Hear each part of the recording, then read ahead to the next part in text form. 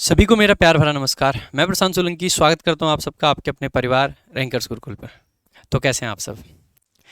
आज की class basically आपको रिकॉर्डेड फॉर्म में मिल रही है। द रीज़न इज़ पिछले एक दो दिन से कुछ बहुत ज़्यादा इमरजेंसी के चलते मुझे अचानक से घर जाना पड़ा, तो आपने देखा यूट्यूब पे मेरी क्लास नहीं हो पाई। और आज हमारे ही एक टीम मेंबर हमारे दीपक सर की शादी है, तो आज शादी में भी जाना है, तो आज भी क्लास नहीं लाइव ले सकते रात में। लेकिन फिर हमें लगा कि क्योंकि रेगुलरिटी नहीं टूटनी चाहिए, आपकी पढ़ाई हमारे काम आते रहते हैं, जाते रहते हैं, बहुत सारे काम आते हैं, सारी चीज़ें होती हैं, हर किसी पे कभी कभी इमरजेंसी आती है, तो आपको जाना भी पड़ता है। बट उसकी वजह से आपकी पढ़ाई ज़्यादा हैम्पर ना हो, तो मैंने जैसे ही मुझे अभी टाइम मिला और मैंने तुरंत डिसीजन लिया कि आज की क्लास को क्यों ना रिकॉर्डेड फॉर्म में आपको दे दिया जाए, जिससे कि एटलीस्ट आज आप पढ़ाई कर पाओ। तो मैं उम्मीद करता हूं कि आप सभी लोग इस वीडियो को लास्ट तक अच्छे से देखोगे और आप बहुत कुछ इस वीडियो से सीखोगे। वन वर्ड की हमने जो सीरीज चलाई है, जो लगभग 500 वन वर्ड हम आपको इतने डिटेल में पढ़ा रहे हैं, आपने पिछली क्लास में देखा, एक एक वर्ड को डिटेल में एक्सप्लेन करते हुए, उससे रिलेटेड वर्ड्स बताते हुए, उसकी बहुत सारी जानकारी देते हुए, याद करवाते हुए आपको हम चल रहे हैं। तो इसी प्रकार से आज की भी क्लास होगी और मैं उम्मीद करूंगा कि आप सभी लोगों को आज की क्लास बहुत बहुत पसंद आएगी, अच्छी लगेगी। क्लास को भाई सभी लोग शेयर ज़रूर करें, लाइक ज़रूर कर दें। जाने से पहले लाइक करने में कुछ नहीं होता है, तो ज़रूर करें। तो शुरुआत करेंगे आज की क्लास के। तो हमारी जो पिछली क्लास हुई थी, जहाँ पे हमने छोड़ा था वहीं से आगे हम बढ़ाएंगे। तो जैसे आज की क्लास का पहला वन वर्ड का क्वेश्चन है, अ person who can use both his और हर हैंड्स ईजिली। जो पर्सन आप दोनों हाथों को एक साथ आसानी से यूज कर सकता है, उसको क्या कहते हैं? जल्दी से आंसर करेंगे सभी लोग कमेंट बॉक्स में, फटाफट से कमेंट करेंगे, साथ साथ कमेंट करते चलेंगे। क्लास लाइव नहीं है, या तो आपको ये प्रीमियर मिल रही होगी या आपको रिकॉर्डेड मिल रही होगी, जैसी भी मिल रही हो, लेकिन उम्मीद करूंगा मैं कि आप कमेंट जरूर करते चलेंगे। तो सभी लोग फटाफट से कमेंट करके बताएंगे कि क्या होगा सही आंसर। देखो ऑप्शन है राइटर। राइटर आपको पता होना चाहिए, राइटर दोनों हाथ से लिखने की जरूरत नहीं है, एक हाथ से भी लिख सकता है, कोई दिक्कत नहीं है उसमें, तो ये आंसर आपका नहीं हो सकता है। दूसरा आपका एक ऑप्शन दिखाई दे रहा होगा आपको, राइट हैंडेड। राइट हैंडेड उस पर्सन को कहते हैं जो दाएं हाथ से लिखता है, लेफ्ट हैंडेड जो बाएं हाथ से लिखता है, तो ये नहीं हो सकते। यहां पे आपका एक वर्ड है एम्बी डेक्स्ट्रस। अब आपको ये जो एम्बी रूट दिख रहा है, ये आपको पकड़ लेना है। एम्बी का मतलब ये होता है दोनों, एम्बी का मतलब दोनों, तो दोनों हाथों से। डेक्स्टर का मतलब होता है बेसिकली जो निपुण होता है। डेक्स्टर का मतलब ही बेसिकली क्या हो जाता है? डेक्स्ट्रस का निपुण, जो दोनों हाथों से निपुण है, वही उसी को क्या बोल देते हैं? एम्बी डेक्स्ट्रस। एम्बी के जितने भी वर्ड्स हैं वो इसी प्रकार के होते हैं। जैसे आपने वर्ड सुने होंगे, इंट्रोवर्ट जो अपने अंदर की बातें अंदर ही रखे, एक्सट्रोवर्ट जो अपने आप को फ्रीली एक्सप्रेस कर पाए। लेकिन इसके बीच में एक वर्ड आ जाता है एम्बीवर्ट। एम्बीवर्ट का मतलब है जिसके अंदर दोनों क्वालिटी हो, तो एम्बी से दोनों हो गए, ठीक है। जैसे आपने एक वर्ड सुना होगा एम्बिग्यूअस। एम्बिग्यूअस का मतलब है आदमी कंफ्यूज्ड है, ना इधर का है ना इधर का, दोनों साइड में अटका पड़ा है। सो एम्बी का मतलब ही होता है कुछ कुछ बीच का, हम जब कह रहे होते हैं, या फिर हम कहें कि जो दोनों साइड की तरफ होता है, तो एम्बी डेक्स्ट्रस का मतलब यहाँ पे दोनों हाथों को इक्वली ढंग से यूज करने वाला पर्सन हो जाएगा, ठीक है। क्लियर है एकदम? आगे बढ़ेंगे। अगला क्वेश्चन आपके सामने, जल्दी से आंसर करेंगे। Study of change in number of births, deaths, diseases etc in a community over a period of time, इसको क्या कहा जाता है? जल्दी से बताएंगे इसको क्या कहा जाता है, जल्दी से बताएंगे इसको क्या कहा जाता है। अब देखो, डेंसिटी किसी चीज की स्टडी नहीं होती है। सबसे पहले डेंसिटी होता है घनत्व, एंड घनत्व कोई स्टडी थोड़ी ना है, वो तो एक साइंस का एक फिनोमिनन है, ये कह सकते हैं हम, ठीक है। तो आप कहोगे ये आंसर आपका नहीं हो सकता है। हिस्ट्री में आप ये नहीं कह रहे होते हो कि कहाँ पे कितनी जन्म हुई, कितनी डेथ हुई, कितनी बीमारियां फैली। It is not. हिस्ट्री में होता है कौन राजा था, उसने कितने युद्ध लड़े, कौन कहाँ पे शासन कर रहा था, ये सारी चीज़ें हिस्ट्री में आती हैं। उसके अलावा राजा के बाद में जो बाकी हिस्ट्री बनी है, कब कौन सा कानून आया, कब कौन सी चीज़ें हुई, मतलब वो सब आपका हिस्ट्री का पार्ट होता है, तो ये हिस्ट्री भी नहीं है। सोशियोलॉजी आपकी एक साइंस की मतलब पूरी शाखा कह सकते हैं, साइंस नहीं कह सकते एग्जैक्टली, जहाँ पे आपका सोसाइटी के बारे में अध्ययन होता है, सोसाइटी के बारे में चीज़ें पढ़ाई जाती हैं, वो आपका सोशियोलॉजी होता है। एक होता है आपका डेमोग्राफी। देखो ये जो डेमो वर्ड है ना, डेमो का मतलब होता है पीपल से, जहां पे लोगों का अध्ययन हो। अब देखो, बर्थ किसकी होती है? लोगों की। डेथ किसकी होती है? लोगों की। बीमारियां किसकी हैं? लोगों की। सो लोगों के बारे में जब स्टडी की जाए, कितने लोगों का जन्म हुआ, कितने लोगों की मृत्यु हुई, कितनी बीमारियां फैली, कितने लोग बीमारी से बने, ये सब जो अध्ययन होता है, ये डेमोग्राफी के अंतर्गत किया जाता है। तो यही आपका करेक्ट आंसर हो जाएगा, ठीक है। सो डेमोग्राफी आपका, डेमो से मतलब ही समझ जाना लोग, जैसे आपने एक वर्ड सुना होगा डेमागॉग, डेमागॉग यानी कि एक अच्छा जो पब्लिक स्पीकर होता है जो लोगों को लुभा सके, तो लोगों से ही रिलेटेड है वहाँ पे, ठीक है। सो डेमागॉग जो होता है, तो यहाँ पे आपका क्या हो जाएगा, डेमोग्राफी। डेमोग्राफी मतलब इन सब चीज़ों का अध्ययन। आगे चलेंगे, अगला आपका क्वेश्चन है, one who is the in charge of a museum. एक ऐसा पर्सन जो किसी म्यूजियम का इंचार्ज हो, उसको क्या कहते हैं? जल्दी जल्दी जल्दी जल्दी आंसर करेंगे। एक वर्ड दे रखा है स्कल्प्टर, इसका कमेंट बॉक्स में जल्दी से आंसर करेंगे आप सभी लोग कि क्या होगा करेक्ट आंसर। इसके अलावा एक वर्ड है एंकर, एक है सॉफर, एक है क्यूरेटर। देखो सॉफर आप ध्यान दीजिएगा हमेशा और हमेशा ड्राइवर होता है, ठीक है, चालक, ड्राइवर। अगर हम बात करते हैं एंकर, तो देखो एंकर बेसिकली जो कोई शो वगैरह होस्ट कर रहे होते हैं वो एंकर होते हैं, ठीक है, रेडियो टीवी पे, वहाँ पे अक्सर करके, खास करके जो टीवी के होते हैं, जो न्यूज़ चैनल पे आपने देखा होगा अक्सर करके डिबेट्स चल रही होती हैं, एक बीजेपी के नेताजी बैठे हैं, एक कांग्रेस के नेताजी बैठे हैं, एक कोई एक्सपर्ट जी बैठे हैं, और एक कोट पैंट में बैठे होते हैं टाई लगा के, जो कि उन सब की मतलब कहें तो बकवास सुन रहे होते हैं, या उन सब की मतलब बातें सुन रहे होते हैं, जैसी भी जिस प्रकार की भी बातें चल रही हों, और उन सबको ज़बरदस्ती लड़वाने का प्रयास करते हैं, वही होते हैं न्यूज़ एंकर आपके। तो एंकर वही पर्सन होता है, तो एंकर भी आपका आंसर नहीं हो सकता है। दूसरा सॉफर अभी बताया था ड्राइवर होता है, तो आंसर होने से रहा। ये एक वर्ड है आपका क्यूरेटर। क्यूरेटर होता है बेसिकली किसी म्यूजियम के इंचार्ज को क्यूरेटर बोलते हैं। इसके अलावा एक क्वेश्चन आपका और बन सकता है, क्रिकेट पिच का जो इंचार्ज होता है, कि जो क्रिकेट का मैदान है उसकी पिच का जो इंचार्ज होता है उसको भी हम क्या बोल देते हैं, तो उसको भी क्यूरेटर बोला जाता है, तो ध्यान रखना। अक्सर करके अभी जैसे रिसेंटली वर्ल्ड कप भी हुआ है, बाद में सत्यम से ले लेना, ठीक है, ठीक है, ठीक है। तो क्यूरेटर होता है, पिच का भी हो सकता है, तो आपने देखा वर्ल्ड कप वगैरह चला है, तो मे बी चांसेस हैं कि ऐसा वर्ड कभी आ जाए वन वर्ड में, तो क्यूरेटर उसका भी होता है। स्कल्प्टर होता है जो स्कल्पचर को पढ़ता है, वो पर्सन को स्कल्प्टर बोल देते हैं, ठीक है। बढ़ेंगे आगे, next. That can not be avoided in any circumstance. Circumstance का मतलब होता है सिचुएशन, कंडीशन, एक ऐसी चीज जिसको किसी भी कंडीशन में, किसी भी सिचुएशन में अवॉइड नहीं किया जा सकता है, उसको क्या बोलते हैं? So that can not be avoided in any circumstance.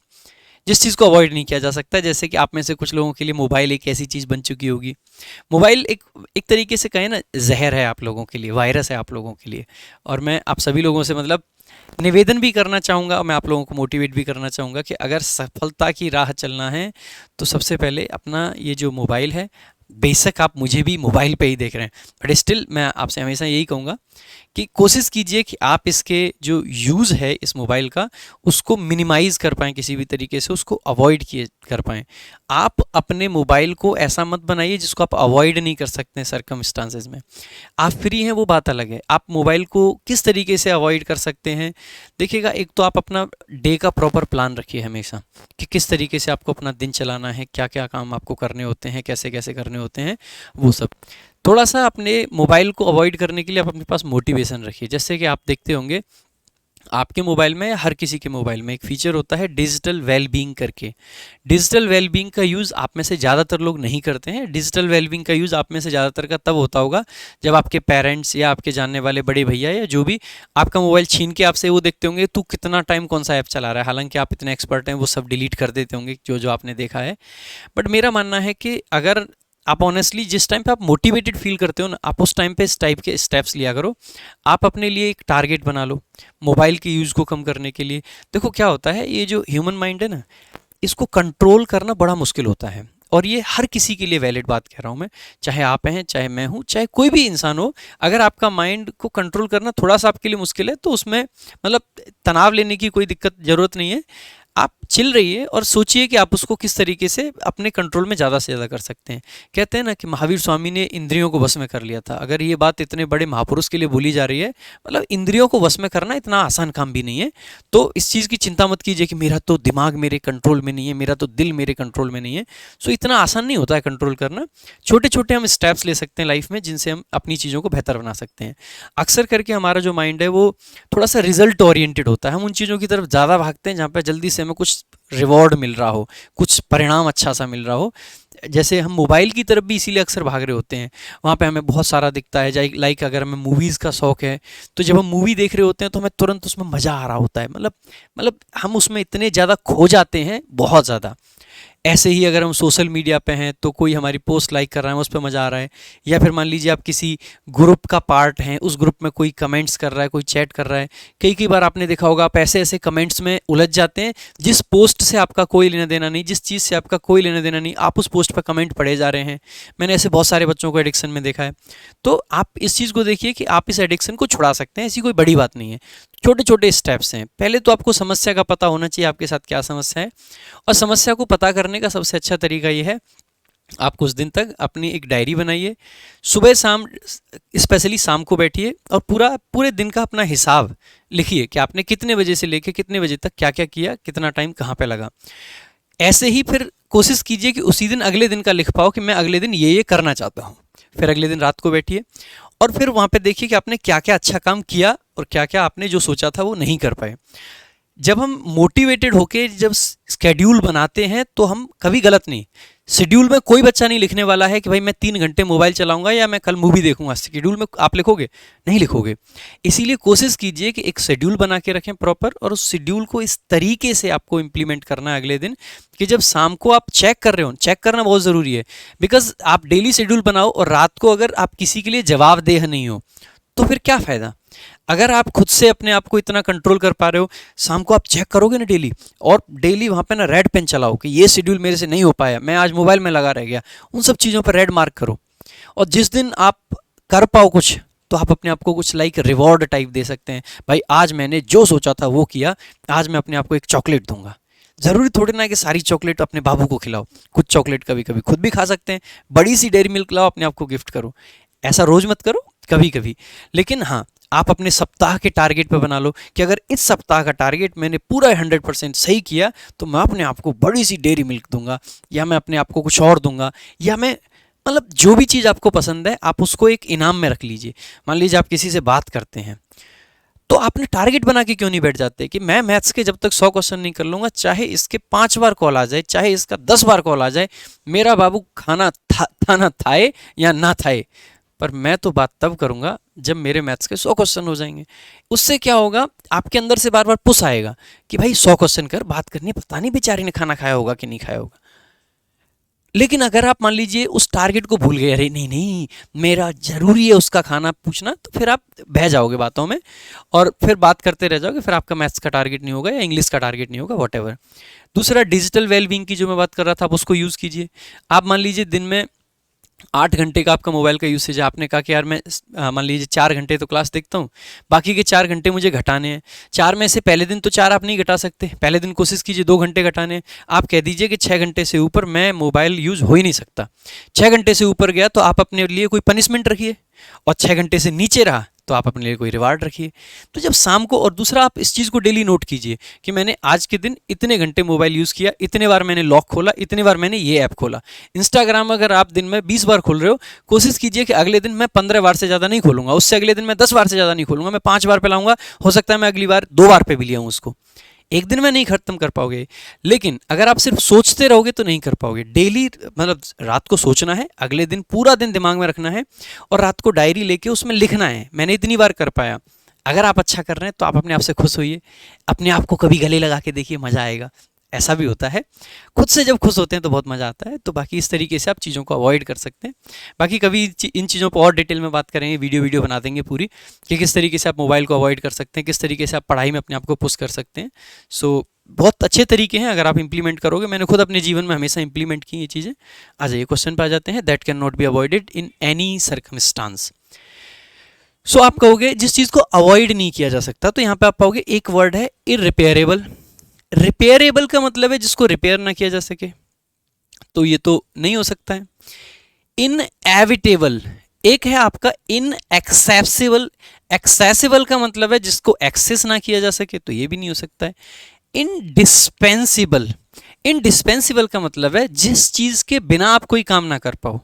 मतलब जिस जिस चीज़ से छुटकारा ना पाया जा सके, या फिर कोई चीज़ ऐसी जिसके बिना आप काम ना कर पाओ। जैसे हम कह सकते हैं कि आज की डेट में ये जो मोबाइल फ़ोन है ये इनडिस्पेंसिबल तो है, मतलब इसके बिना आप नहीं कर पाओगे, बिकॉज आपको इससे क्लासेस लेनी है, आपको इससे बहुत सारी चीज़ें करनी है, बट ये आपका इन एविट मतलब ऐसा नहीं है कि अवॉइड ना किया जा सके इस चीज़ को, या फिर मैं कहूँ ये जो इसकी लत है, उसकी जो लत है वो इनएविटेबल नहीं है, उसकी लत ऐसी नहीं है जिसको अवॉइड नहीं कर सकते। आप चाहो तो आप इस मोबाइल को यूज़ कीजिए, बट हो सकता है आप इसको इतने उस तरीके से यूज़ कीजिए कि आपको लत ना लगे, ठीक है। सो अवॉइडेड इन एनी सर्कमस्टांस का मतलब है एक ऐसी चीज़ जिसको अवॉइड नहीं किया जा सकता, जिसको हम कहते हैं इनएविटेबल।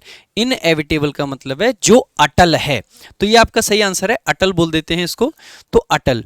बाकी इनडिस्पेंसिबल आपको थोड़ा सा डाउट में ला सकता है। डिस्पेंसिबल का मतलब है जिस चीज़ से छुटकारा ना मिल सके, जिस चीज़ के बिना आप कोई काम ना कर पाओ, वो हम कह सकते हैं। जैसे मैं कह सकता हूँ ये जो मार्कर है वो इनडिस्पेंसिबल है, क्योंकि इसके बिना हम नहीं पढ़ा सकते। हम कह सकते हैं ऑनलाइन टीचिंग में डिजिटल बोर्ड आज की डेट में इनडिस्पेंसिबल है। देखो कोई चीज जो होने वाली है वो इनएविटेबल हो सकती है, और कोई वस्तु जो प्रयोग की जा रही है वो इनडिस्पेंसिबल होती है। इस तरीके से आप डिफरेंस को समझ सकते हैं, ठीक है। I hope the difference is clear, ठीक है। आगे देखेंगे next.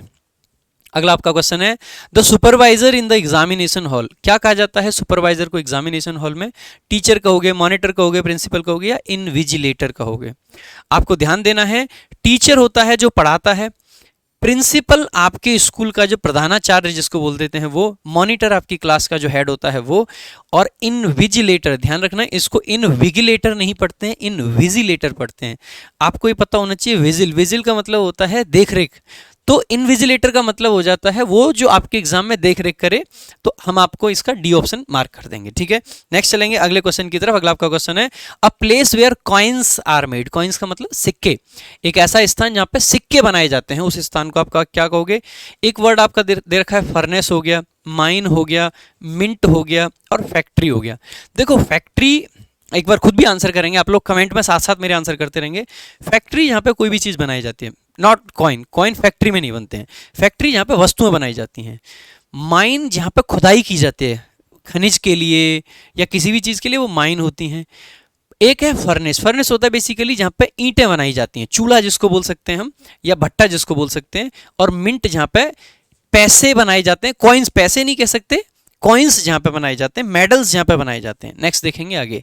A soldier who fights for the sake of money. एक ऐसा सिपाही जो पैसे के लिए लड़ता हो। आपने अक्सर करके मूवीज वगैरह में देखा होगा।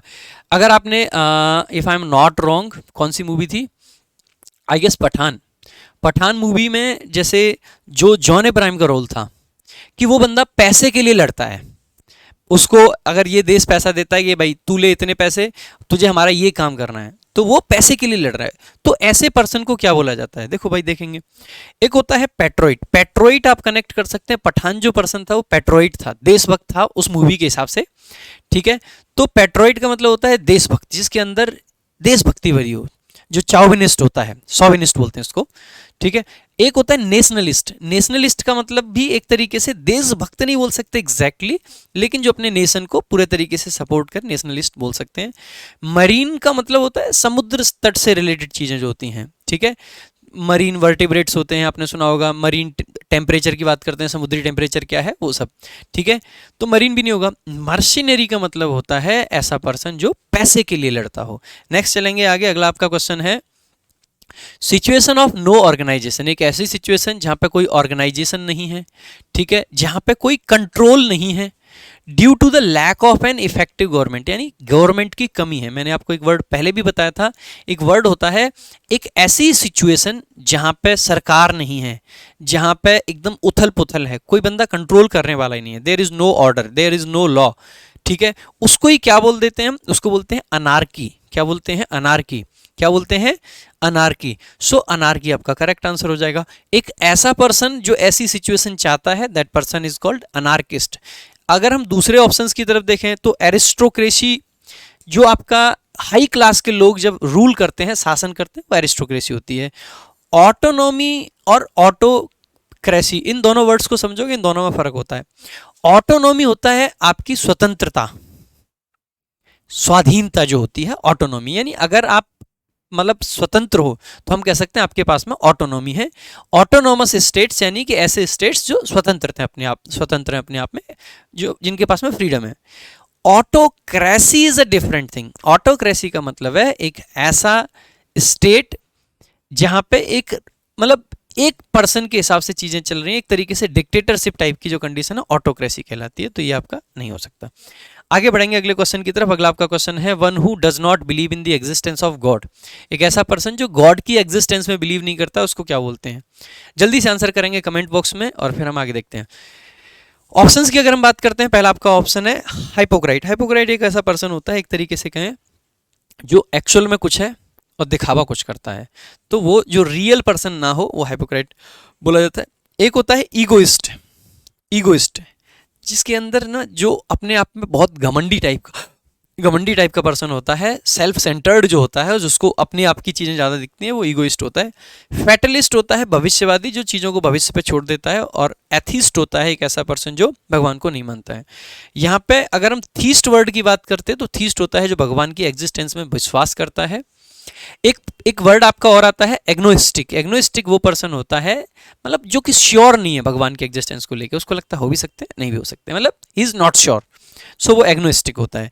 वहीं से आपका वर्ड बनता है एग्नोस्टिज्म, यानी कि ऐसा एक कॉन्सेप्ट जहाँ पे भगवान की एग्जिस्टेंस, वो कहते हैं जो भगवान को मान रहे हैं बहुत अच्छी बात है, और अगर भगवान नहीं है तो भी उनके लिए नॉर्मल बात है। तो वो मतलब जैसे अगर कोई थीस्ट पर्सन है और उसको कोई जादू टाइप की चीज़ दिखे तो वो अच्छा लगेगा कि भगवान ने कर दिया, लेकिन अगर कभी उसके सामने कुछ ऐसा सबूत ला दिया जाए कि भगवान नहीं है तो उसके तो एकदम मतलब पैरों तले जमीन फिसल जाएगी। ऐसे ही एथिस्ट पर्सन है जो भगवान को मानता ही नहीं है, उल्टा सीधा बोलता है, कुछ भी ऐसा है, और उसको ऐसा प्रूफ ला के दे दिया जाए कि भगवान है तो उसके पैरों के नीचे से जमीन फिसल जाएगी, ये क्या हुआ, मैं तो मानता ही नहीं था। लेकिन जो एग्नोस्टिक पर्सन होता है वो ऐसा श्योर नहीं है, उसको लगता है कभी तो है कभी लगता है नहीं है। यहीं से फिर आपका एथिज्म बन जाता है। एथिज्म वो कॉन्सेप्ट जहां पर भगवान की एग्जिस्टेंस को नहीं माना जाता है। ठीक है, तो ये कुछ आपके वर्ड्स इनसे बन जाते हैं। एक आपने वर्ड सुना होगा ईगोटिस्ट। ईगोटिस्ट वो पर्सन होता है जो सिर्फ और सिर्फ अपने बारे में बात करे, ईगोटिस्ट कहलाता है। Next, a case. केस का मतलब कवर, किसी भी चीज का जो कवर होता है उसको केस बोल देते हैं। ठीक है, so a case for keeping a sword. किसी स्वॉर्ड को रखने वाला जो केस होता है उसको क्या बोलते हैं? स्वॉर्ड का मतलब होता है तलवार। देखो तलवार जो रखी जाती है वो सीत में रखी जाती है। किसमें? सीत में। तो ये आपका आंसर हो जाएगा करेक्ट।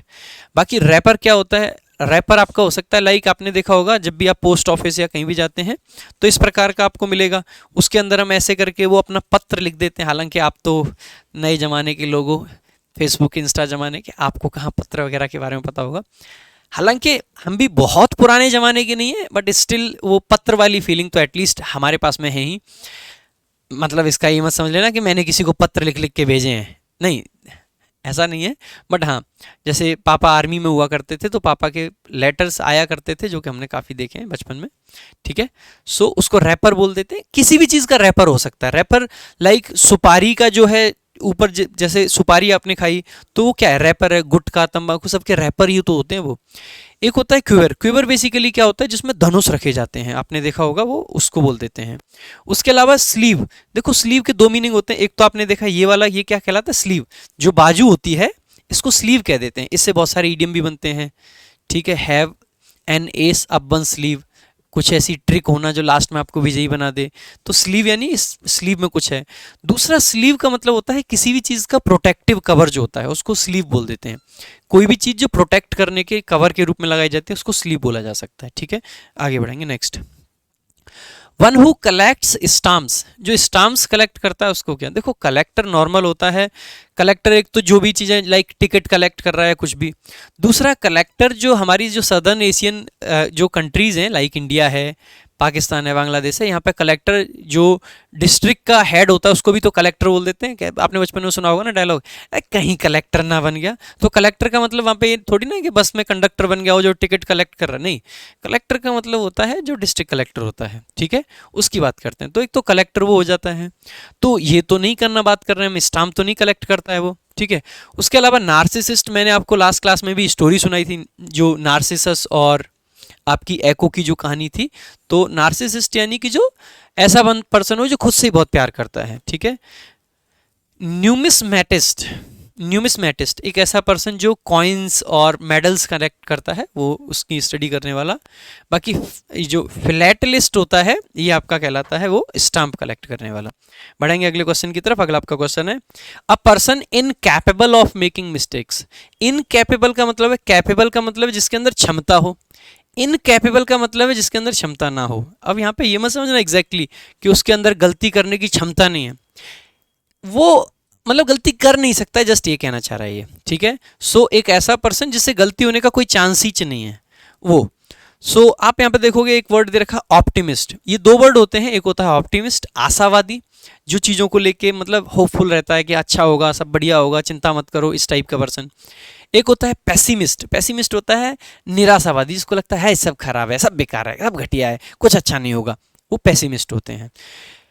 इसके अलावा एक वर्ड दे रखा है नाइव। नाइव का मतलब होता है अनाड़ी, एक टाइप से नया, ठीक है। और एक दे रखा है प्योर। प्योर का मतलब तो आप सभी जानते हैं, प्योर देसी घी, शुद्ध, है ना। और ये है इनफेलिबल। इनफेलिबल का मतलब है जो कभी एक तरीके से फेल ना हो, कभी गिरे नहीं, गिरे नहीं। देखो फॉल का मतलब आप सभी जानते हैं, फॉल का मतलब होता है गिरना किसी का, तो जो कभी गिरे ना, गिरे ही नहीं मतलब गलती नहीं कर रहा, गलती नहीं कर रहा मतलब गिर नहीं रहा, इसीलिए हम कह देते हैं इनफेलिबल, ठीक है। तो ये हो जाएगा आपका incapable of making mistakes. Next देखेंगे, अगला आपका क्वेश्चन है story of an individual written by himself. Story of an individual written by himself. देखो दो चीज़ें होती हैं, हिस्ट्री मैंने अभी थोड़ी देर पहले बताया था, किसी भी चीज़ का टाइम टू टाइम जो पूरा ब्यौरा होता है वो हिस्ट्री होता है। नोवेल कोई भी कहानी हो सकती है, novel could be a real story, कोई फिक्शन हो सकता है, नॉन फिक्शन हो सकता है, दोनों ही पॉसिबल होते हैं। ये कहानी होती है बेसिकली बड़ी लंबी। इसके अलावा बायोग्राफी और autobiography, these are two things, ठीक है। वैसे आप कमेंट बॉक्स में भी डिफरेंस बता देंगे मुझे।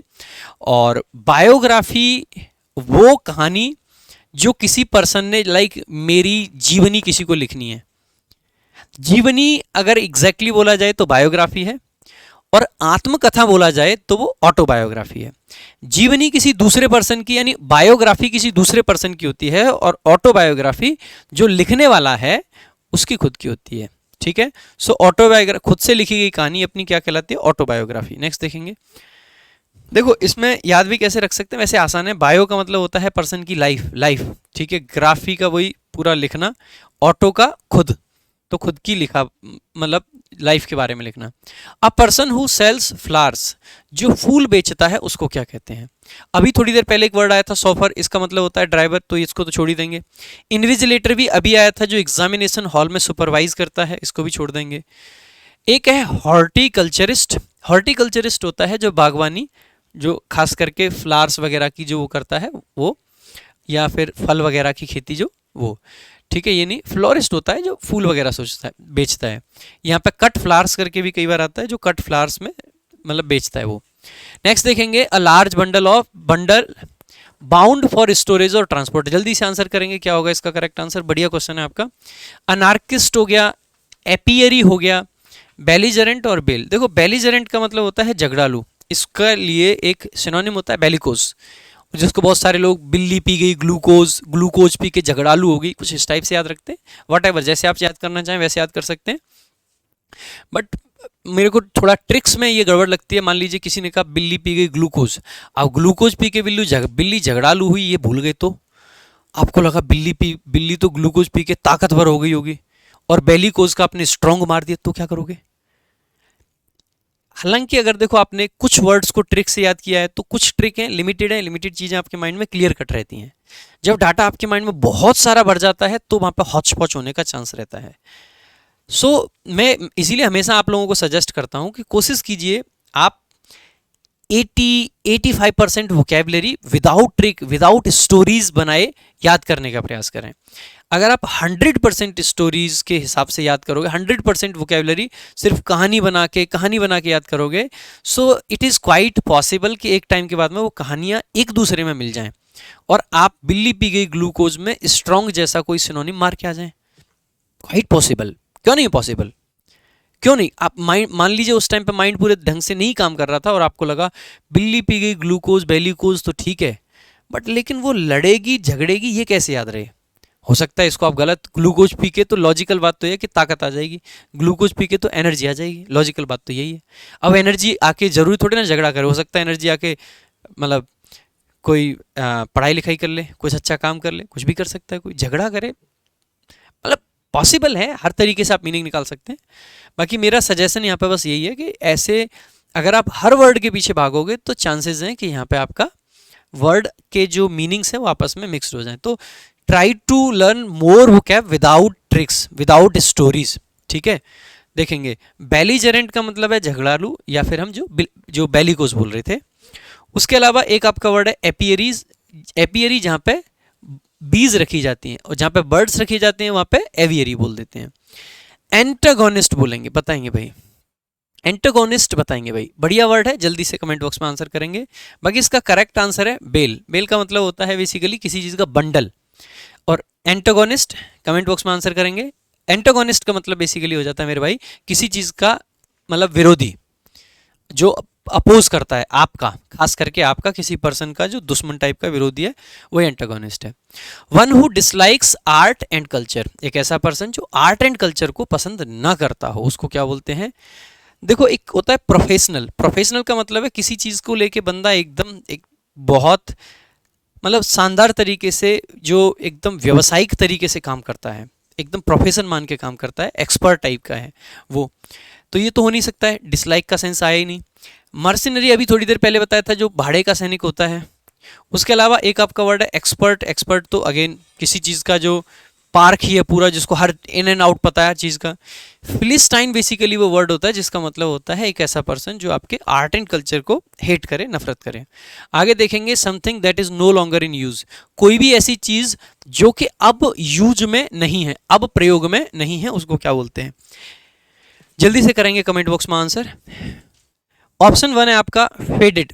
फेडेड का मतलब है जो चीज़ फेड, जैसे कलर है, मान लीजिए ये शर्ट आपको एकदम साइन मारते दिख रही है, एकदम चमचमाती है ना, ब्लैक, धीरे धीरे धीरे धीरे ओवर द टाइम जब इसको बार बार धुला जाएगा इसका रंग फीका पड़ता जाएगा, हम कहेंगे कि इसका रंग फेड हो गया है।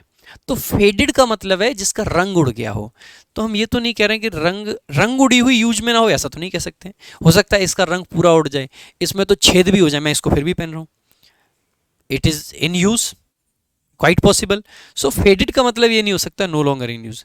कॉन्टेम्परेरी उस दिन भी आपको बताया था, जो एक समय के लोग होते हैं दे आर कॉल्ड कॉन्टेम्परेरी, ठीक है। एजिड का मतलब है जिसकी एज अच्छी खासी हो। अब एजिड यूज में नहीं होगा ये तो नहीं कह सकते हैं। लाइक हम कह सकते हैं लाइक हमारे पास में कोई मोबाइल है, या कोई व्यक्ति है जो काफ़ी बुढ़ा हो गया, एजिड पर्सन है, बट दैट डजंट मीन कि वो बुढ़ा यूज में नहीं है अब, ठीक है, वो पर्सन यूज में नहीं है, नॉट बुढ़ा, ठीक है। तो ऑब्सोलेट वो वर्ड होता है जिसका मतलब होता है कोई भी चीज़ जो आउट ऑफ यूज हो गई है, अब उसका प्रयोग नहीं किया जाता। अक्सर करके ऐसा कब होता है, जैसे कोई कंपनी है या आर्मी है, मान लीजिए कोई वेपन्स हैं, वो वेपन्स काफ़ी पुराने हो गए, अब उनको यूज़ नहीं कर सकते क्योंकि वो बैकफायर कर सकते हैं, या ये भी पॉसिबल है कि वो फायर टाइम पे ना करें, इट इज़ ऑल्सो पॉसिबल। आपने अगर आप लोगों ने मूवी देखी होगी, मतलब मैं ये नहीं कह रहा हूँ कि आप मूवीज़ देखें, जवान मूवी में ऐसा होता है जहाँ पे वो जो वेपन्स हैं काम नहीं करते। सो आर्मी में ये सब चीज़ें ना हो, इसीलिए क्या करा जाता है, टाइम टू टाइम जो वेपन्स हैं जो पुराने हो जाते हैं उनको हटा दिया जाता है, उनको ऑब्सोलेट माना जाता है और वो आउट ऑफ यूज़ हो जाते हैं। तो ऑब्सोलेट वो चीज़ें हो सकती हैं। उसके अलावा अक्सर करके आपने देखा होगा जो बड़ी बड़ी मल्टीनेशनल कंपनीज़ हैं, वहाँ पे फर्नीचर को हर 2-3 साल में बदल देते हैं, तो उनके लिए वो ऑब्सोलेट है, आउट ऑफ यूज़ है, वो यूज़ नहीं करते उस चीज़ को, ठीक है। तो ऑब्सोलेट का वो मीनिंग हो जाता है। नेक्स्ट अगला आपका वर्ड है a group of people typically with vehicles और एनिमल्स ट्रैवलिंग टुगेदर, एक साथ ट्रैवल करने वाले, एक तरीके से जो कहते हैं ना कारवां जा रहा है, तो कारवां को ही आप कैरावन से याद रख सकते हैं, बहुत आसान है। ट्रूप आप सभी जानते हैं, जो हथियार वाले सैनिक वैनिक होते हैं उनको ट्रूप्स बोला जाता है, ठीक है। सर्कस, जो जोकर जहाँ पे आता है, सर्कस नए नए खेल करता है, ऐसे खेल जो आपको लगता है तो कोई जादूगर है, वो सर्कस होता है। गैंग रॉबर्स वगैरह का गैंग वगैरह पाया जाता है, उसको बोलते हैं। Next the scientific study of sound, क्या बोला जाता है? जल्दी से आंसर करेंगे, साउंड की साइंटिफिक स्टडी को क्या बोला जाता है? बहुत आसान है, देखो पहले सारे ऑप्शंस देखेंगे। एस्थेटिक्स, इसका तो मैं उस दिन भी मीनिंग आपको बताया था, ठीक है। मैं चाहूंगा कि आप लोग इसका आंसर कमेंट बॉक्स में करें, ठीक है। एस्थेटिक क्या है ये आपके लिए मान लेते हैं क्वेश्चन ऑफ द डे है, आप इसका आंसर करेंगे, ठीक है। उस दिन अभी लास्ट वाली क्लास में इसका मीनिंग बताया था। एक है एग्रोनॉमी, एग्रीकल्चर से रिलेटेड जो स्टडीज होती हैं वो, ठीक है। उसके अलावा एक है एल्केमी। एल्केमी क्या होता है? एल्केमी होता है एक वो साइंस की शाखा जहां पे वस्तुओं को गोल्ड में बदला जाता है, गोल्ड में बदला जाता है, ठीक है, उसको एल्केमी बोला जाता है। और वो पर्सन जो वस्तुओं को गोल्ड में बदले उसको एल्केमिस्ट कहा जाता है, ठीक है। बाकी जो साउंड से रिलेटेड है that is acoustics. Acoustics next, the act of renouncing the throne. Throne का मतलब सभी समझते होंगे, सिंहासन। सिंहासन, सिंहासन को थ्रोन कहा जाता है। अगर आपने वेब सीरीज देखी हो गेम ऑफ थ्रोन्स तो वहां से आप समझ जाएंगे, वहां पे सिंहासन का ही सारा खेल है। सो एक वर्ड दे रखा है आपका, एक बार पहले आप सभी लोग सारे वर्ड्स के मीनिंग कमेंट में बताएंगे जल्दी से। बाकी एक वर्ड दे रखा है आपका coronation. What is coronation? Coronation जब किसी का राज तिलक किया जाता है तो हम कहते हैं कोरोनेशन किया गया है, यानी कि राज तिलक। तो राज तिलक की बात तो नहीं कर रहे हैं। रेनाउंस का मतलब होता है किसी छोड़ देना, सिंहासन को छोड़ देने की जो क्रिया होती है उसको क्या बोलते हैं? रेनाउंस करना मतलब छोड़ देना, एब्डिकेट कर देना, ठीक है। सो भाई मैंने वर्ड ही बोल दिया गलती से, एब्डिकेशन इसका आंसर हो जाएगा, ठीक है। बाकी एक्सट्रेडिशन क्या होता है भाई, जल्दी से बताएंगे, बढ़िया वर्ड है extradition. So what is extradition? आसान है, आपने अक्सर करके ऐसे भगोड़ों के नाम सुने होंगे, लाइक विजय माल्या या कुछ और हैं, मेहुल चौकसी है ना, और जो भी हैं। तो आपने सुना होगा कि ये ब्रिटेन में रह रहे हैं, लेकिन ब्रिटिश जो गवर्नमेंट है वो इन्हें हमें सौंप नहीं रही। हम चाहते हैं कि ब्रिटेन जो है उनका एक्सट्रेडिशन करे। एक्सट्रेडिशन का मतलब होता है किसी पर्सन को उस देश या उस राज्य में भेज देना, या उस राज्य या उस देश के हवाले कर देना जिस देश में वो कोई क्राइम करके आया है, या जिस राज्य में वो कोई क्राइम करके आया है। मान लीजिए कोई इंडिया का व्यक्ति यहाँ से क्राइम करके, फाइनेंशियल क्राइम हो सकता है या कोई भी प्रकार का क्राइम हो सकता है, और क्राइम करके मान लीजिए ब्रिटेन भाग गया, अमेरिका भाग गया, अमेरिकन गवर्नमेंट उसको पकड़ती है पुलिस और इंडिया के हवाले करती है, तो अमेरिका से उसका क्या कर दिया गया? एक्सट्राडिशन कर दिया गया। सो ये होता है एक्सट्राडिशन, एक्सट्राडिशन, ठीक है। उसके अलावा एक वर्ड आपका देख रखा है एक्सोनरेट, तो ये तो नहीं होगा ना। एक्सोनरेट का मतलब है किसी को माफ कर देना, एक्विट कर देना, पार्डन कर देना, फॉरगिव कर देना, ठीक है। सो एक्सोनरेट कर देना, एक्सोनरेट का मतलब अगेन पार्डन, माफी दे देना किसी को। खास करके लॉ के टर्म्स में इसको यूज कर लेते हैं, तो एक्सोनरेट यानी पार्डन कर दिया, माफी दे दी गई। सो एब्डिकेशन इसका करेक्ट आंसर हो जाएगा। बढ़ेंगे आगे अगले क्वेश्चन की तरफ। अगला आपका क्वेश्चन है, the work inscribed on the tomb in the memory of the person. Tomb का मतलब जो किसी की लाइक समाधि टाइप होती है ना, उस पर जो किसी पर्सन की डेथ के बाद, अक्सर करके आपने क्रिश्चियंस में देखा होगा ऐसा होता है कि जहाँ पे पर्सन की डेथ होती है, जहाँ पे उसको दफनाया जाता है, वहीं पे उसका वो एक वो बना देते हैं और उसकी समाधि पे कुछ लिखा होता है। तो जो वर्ड्स होते हैं उनको क्या बोला जाता है? क्या बोला जाता है? एक वर्ड दे रखा आपका एपिग्राफ, एक है एक्सर्प्ट, एक है यूफोरिया, एक है एपिटैफ। अब देखो बहुत सारे लोग इसको अलग अलग तरीके से याद रखते होंगे, बाकी मेरा मानना है नॉर्मली याद रखें। कुछ इसको ए पिता करके याद कर लेते हैं कि मतलब किसी के लाइक ऐसे इमेजिन करते हैं किसी के फादर की डेथ हो गई है तो बच्चे ने उस पर ऐसे लिखवा दिया है ए पिता, ठीक है, याद करने का तरीका है जस्ट। तो बाकी एपिटैफ इज द करेक्ट आंसर। बाकी जो बाकी के वर्ड्स हैं उनका मीनिंग देखेंगे। आपको जो डाउट हो सकता है वो हो सकता है एपीग्राफ में और एपिटैफ में। एपीग्राफ भी इससे बहुत अलग नहीं है। किसी बिल्डिंग पे या किसी स्टैचू पे या किसी और एक स्ट्रक्चर बना हुआ है जो कि पत्थर का ही जनरली, उस पे जो लाइंस लिखी रहती हैं उन लाइंस को एपिग्राफ कहा जाता है। अक्सर करके आप जब भी किसी जगह घूमने जाते हैं, आपने देखा होगा बड़े बड़े मॉन्यूमेंट्स होते हैं, उन पे सब ये सब लिखा रहता है, गुदा रहता है। तो मॉन्यूमेंट्स पे लिखा हुआ है, किसी बिल्डिंग पे लिखा हुआ है, वो सब कहलाता है एपिग्राफ। स्पेशली टॉम्ब यानी कि किसी आदमी की जो समाधि होती है उस पर अगर लिखा गया है तो उसको एपिटैफ कहा जाता है। तो दोनों के बीच में डिफरेंस आपको क्लियर होना चाहिए। एक है आपका एक्सर्प्ट। एक्सर्प्ट का मतलब बेसिकली होता है, बहुत सिंपल आपको पता होना चाहिए, किसी चीज मतलब किसी बड़ी स्टोरी से लिया गया एक छोटा लेख। किसी मान लीजिए एक नोवेल है, उससे एक छोटा सा पैसेज लेके हमने कहीं पर कोट किया कि देखो इस जगह पे ये लिखा है। शेक्सपियर ने कहाँ पे कौन सी चीज लिखी है, उस चीज़ का हम एक्सर्प्ट लेके कई बार कुछ प्रूफ देते हैं कि देखो ये चीज़ ऐसे मानी जाती है, शेक्सपियर ने लैंग्वेज में इस जगह पे ये यूज किया था उसके लिए। या फिर कई बार आपने रामायण के, महाभारत के एक्सर्प्ट देखे, छोटी मतलब किसी बड़ी चीज़ का छोटा भाग, उसको एक्सेप्ट बोला जाता है। यूफोरिया आपकी खुशी होती है, मतलब बहुत खुशी जब होती है यूफोरिया बोला जाता है। ठीक है, आगे देखेंगे। A glass container to keep fish, fish मछली, मछली को रखने के लिए जो ग्लास का कंटेनर होता है, लास्ट क्लास में आपको बताया था। ठीक है, उसको क्या बोला जाता है? एक्वेरियम।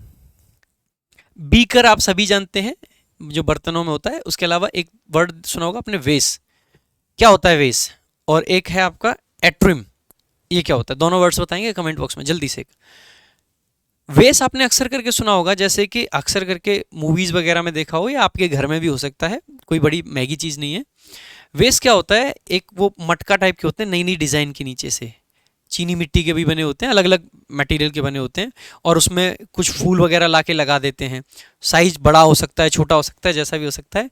फ्लावर बेस बोल देते हैं उसको। तो कोई प्लांट लगा दिया, कुछ फूल्स लगा, मतलब कुछ फ्लावर्स लगा दिए, वही आपका क्या कहलाता है? वेस होता है।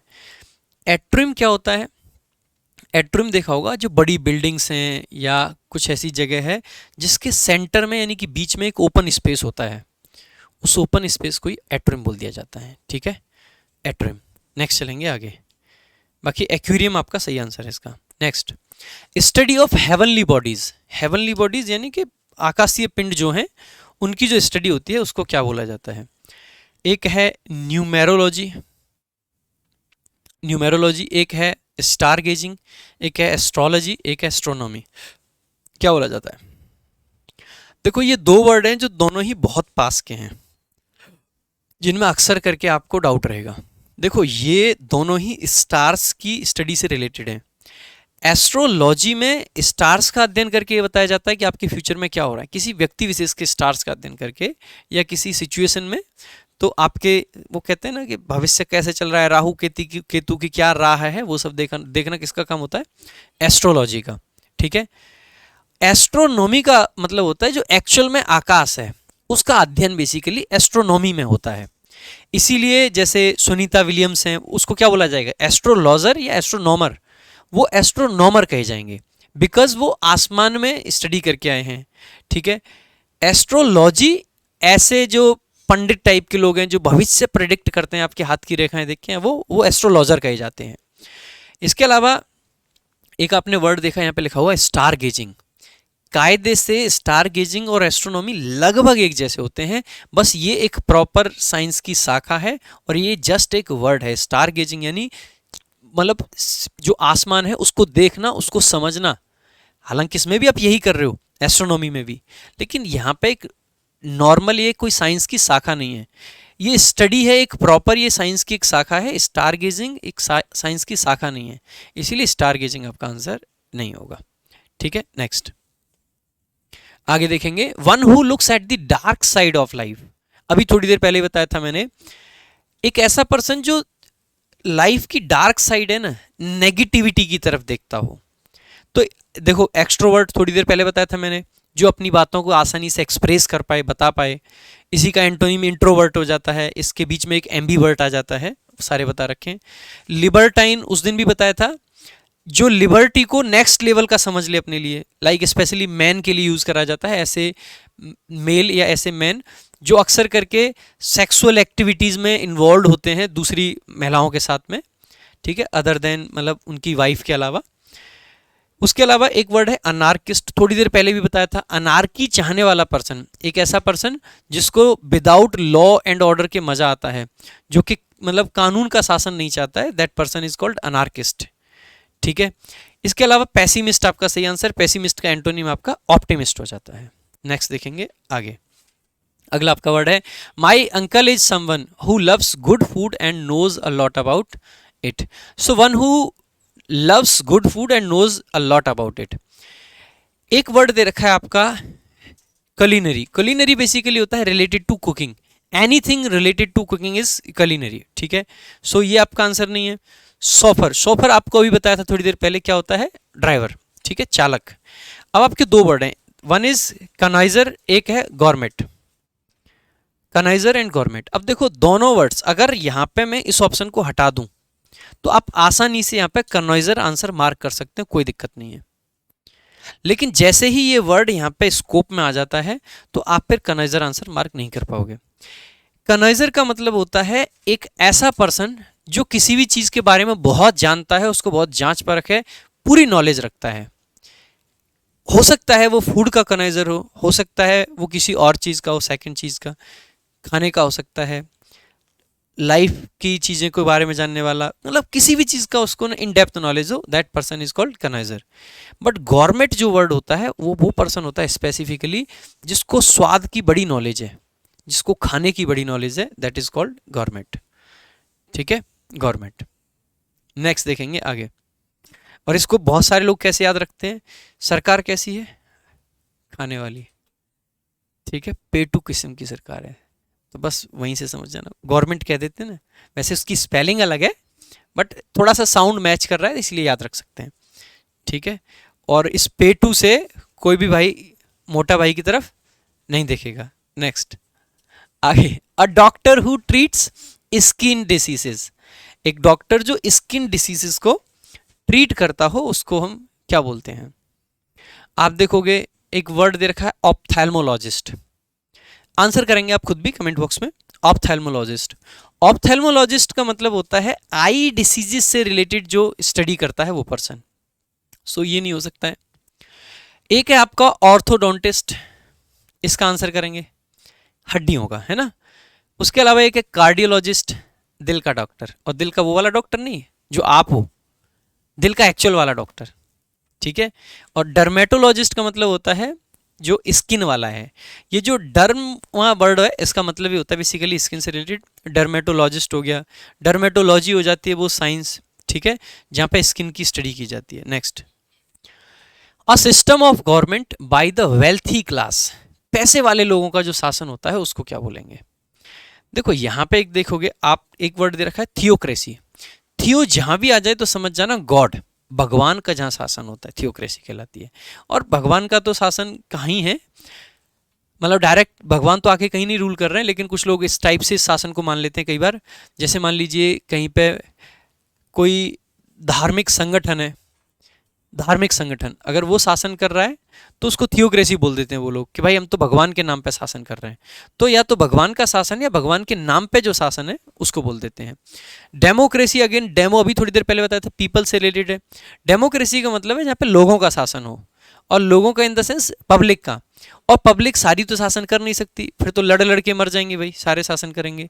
सो उसमें वही सिस्टम बना रखा है इलेक्शन का कि सब पब्लिक आएगी, अपना नेता चुनेगी, प्रधानमंत्री बनाएगी, ठीक है, ईवीएम में वोट करा के जैसे भी है। सो वो डेमोक्रेसी आपका वो हो जाता है। ठीक है, एक वर्ड दे रखा ऑटोक्रेसी। ऑटोक्रेसी एक पर्सन के हाथ में एब्सोल्यूट पावर जब दे दी जाती है, ऑटोक्रेसी। प्लूटोक्रेसी होता है जो गवर्नमेंट वही वेल्थी क्लास, अमीर लोगों के द्वारा शासन। हाई लोगों के, हाई क्लास लोगों के द्वारा होता है तो एरिस्टोक्रेसी होती है, और अमीर लोगों का होता है तो उसको प्लूटोक्रेसी बोल देते हैं। ठीक है भाई, आगे देखेंगे।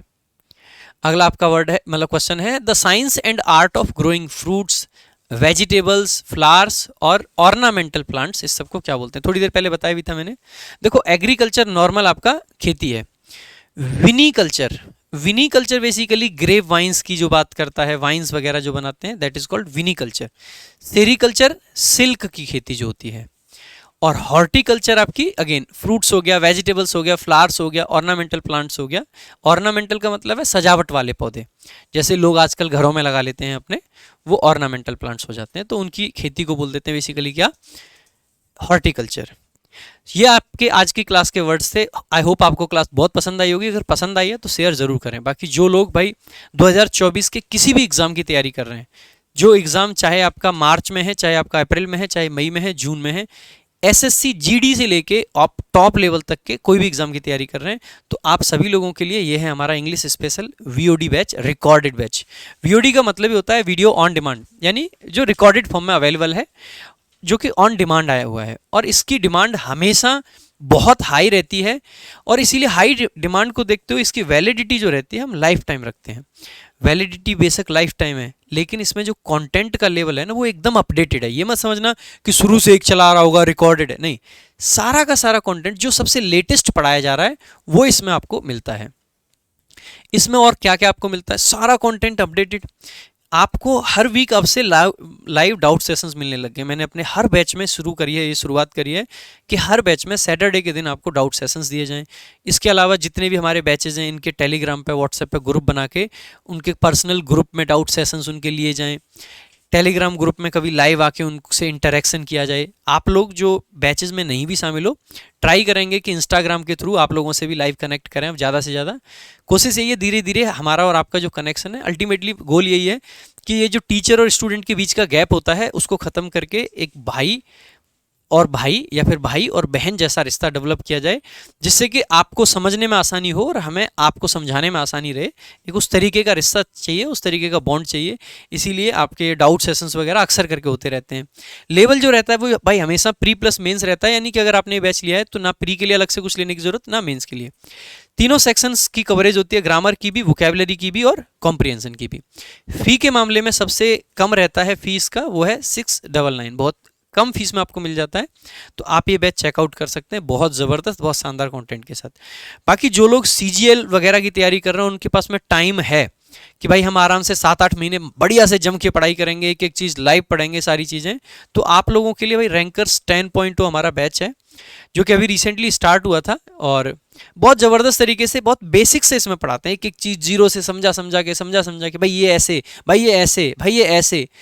एक एक चीज़ अगर 4 बार बताने की ज़रूरत पड़े तो 4 बार समझाने के और प्रैक्टिस के साथ में, क्विज़ेस के साथ में, हर चीज़ के साथ में, लाइव डाउट सेशंस के साथ में बीच बीच में, वो सब चीज़ें कराते हैं हम अपने रैंकर्स बैच में। और अभी रैंकर्स 10 चल रहा है। ये भी batch again pre plus mains का होता है। खास बात इसमें क्या है, लाइव क्लासेस होंगी और उन क्लासेस को आप रिकॉर्डेड फॉर्म में भी देख सकते हो। सारी क्लासेस के नोट्स मिलते हैं। आपके मॉक टेस्ट बहुत सारे ऑलरेडी अपलोडेड हैं और सारे आपको अपलोड किए जाते रहते हैं रेगुलर बेसिस पे। हर क्लास की सीट मिलती रहती है, साथ ही साथ में प्रैक्टिस सीट अलग से मिलती हैं आपको। स्पेशल डाउट सेशंस मिलते रहते हैं। हर चैप्टर का आपको मॉक टेस्ट मिलेगा, जितने चैप्टर आपने पढ़े हर चैप्टर का टेस्ट है, हर चैप्टर का क्विज है, बहुत सारी चीज़ें कभी डिटेल में बताएंगे इनके बारे में। ऑल पीवाईक्यू, अब तक जितने उस चैप्टर से पीवाईक्यू आए हैं सारे मिलेंगे लेटेस्ट आपको, जिससे कि आपको एग्जाम में क्या क्वेश्चन पूछा जाता है इस चैप्टर से वो आइडिया रहे अच्छे से। 150 से भी ज़्यादा मॉक टेस्ट आपको मिल जाएंगे प्री प्लस मेंस के मिला के इसमें। और उसके अलावा क्विज वगैरह भी आपको मिलते रहेंगे और टेलीग्राम पे आपको रेगुलर बेसिस पे क्विज मिल ही रहे हैं, आप सभी जानते हैं। इसका जो फी रखा गया है वो भी काफ़ी कम है और सिर्फ 999 यानी 999 में आपको ये बैच मिलता है। बाकी इस बैच का अगर कॉम्बो आपको चाहिए होता है वो उसमें सारे सब्जेक्ट होते हैं, maths, English, reasoning, GS, English, मतलब सब है, सब कुछ है। और ये आपको सिर्फ और सिर्फ 2699 यानी 2700 रुपये में मिल जाता है। बहुत शानदार बैच है। इसमें रीजनिंग स्पेशल, इसमें maths special, English special, GS special, हर चीज़ का स्पेशल बैच इसमें शामिल है। तो आप ये बैच भी चेकआउट कर सकते हैं। ठीक है, 1 नवंबर से हमारा शुरू हुआ था। और बाकी भाई जिन लोगों को क्रांति किताब चाहिए, ये फ्लिपकार्ट अमेजोन पे अवेलेबल है। वोकैब संजीवनी फ्लिपकार्ट अमेजोन पे अवेलेबल है। जो बच्चे सीपीओ मेंस की तैयारी कर रहे हैं या जो किसी भी बैच मतलब किसी भी एग्जाम के लिए प्रैक्टिस करना चाहते हैं, एग्जाम काफ़ी दूर है तो आपके पास प्रैक्टिस मटेरियल होना चाहिए, तो बहुत नॉमिनल से चार्ज में ओनली 149 में आप अमेजोन से इस बुक को ऑर्डर कर सकते हैं। बहुत अच्छी बुक है, प्रैक्टिस के लिए एकदम ज़बरदस्त किताब है, तो आप सभी लोग ऑर्डर कर सकते हैं। बाकी भाई कैसी लगी क्लास आपको ज़रूर बताना।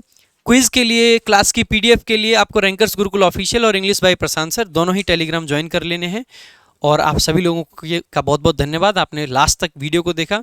अगर आप लास्ट तक आए हो तो जाने से पहले लाइक ज़रूर करके जाना, शेयर ज़रूर करना, अपने सभी लोगों को बताना क्लास कैसी लगी, एक कमेंट ज़रूर करना। आज के लिए सिर्फ इतना ही, मिलेंगे अगली क्लास में। Thank you so much. जय हिंद, जय भारत।